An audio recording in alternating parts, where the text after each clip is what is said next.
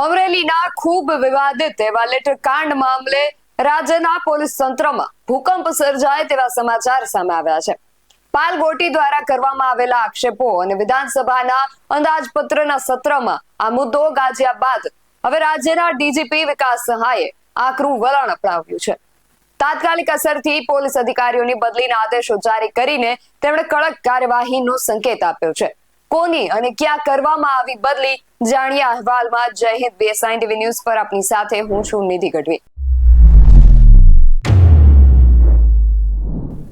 અમરેલીના બોગસ લેટરકાંડનો મુદ્દો ગુજરાત વિધાનસભામાં ગાજ્યા બાદ હવે રાજ્યના પોલીસ વડા વિકાસ સહાયે પીઆઈ અને પીએસઆઈની બદલીના આદેશો કર્યા છે અને તેમના આદેશ બાદ એસપી સંજય ખરાતે લોકલ ક્રાઇમ બ્રાન્ચ અને અન્ય પોલીસ વિભાગોમાં અધિકારીઓ અને કર્મચારીઓની બદલી કરી છે.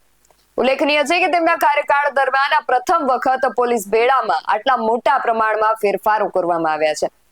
આ મામલે કોની સામે પગલાં લેવાયા છે તેની વાત કરીએ તો 8 પીઆઈ, 7 પીએસઆઈ અને 21 પોલીસ કર્મીના ટ્રાન્સફર કરવામાં આવ્યા છે. જેમાં પીઆઈ VM કોલાદ્રા ને રાજુલા અમરેલીથી LCBમાં મુકાયા છે. પીઆઈ AD ચાવડાને ચલાલાથી રાજુલા પોલીસ સ્ટેશનમાં મૂકવામાં આવ્યા છે. પીઆઈ GR વસૈયાને અમરેલી મહિલા યુનિટમાંથી ચલાલા પોલીસ સ્ટેશનમાં બદલી કરવામાં આવી છે, જ્યારે પીઆઈ DK વાઘેલાની બાબરાથી અમરેલી પોલીસ સ્ટેશનમાં મૂકવામાં આવ્યા છે.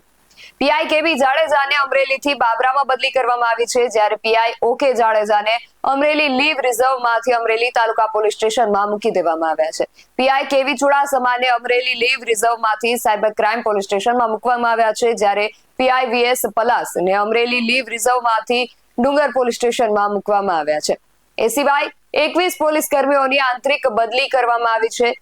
એસપી સંજય ખરાત દ્વારા આ બદલીઓ કરવામાં આવી છે અને LCBના 8 પોલીસ કર્મીઓને પોલીસ હેડક્વાર્ટરમાં બદલી કરવામાં આવી છે. નિલિત રાયની તપાસના રિપોર્ટના આધારે આ પગલાં લેવામાં આવ્યા છે, પરંતુ પ્રશ્ન એ ઉઠી રહ્યો છે કે શું બદલી કરી દેવી એ પૂરતું છે? આ વિશે તમારું શું માનવું છે અમને કમેન્ટ કરીને ચોક્કસથી જણાવજો. આવા જ વધુ અહેવાલો સાથે મળતા રહીશું. તમે મારી YouTube ચેનલને સબસ્ક્રાઇબ કરવાનું અને અમને Facebook અને Instagram પર ફોલો કરવાનું ભૂલશો નહીં. બાકી અવનવી અપડેટ્સ માટે આપ જોતા રહો BSI TV ન્યૂઝ. નમસ્કાર.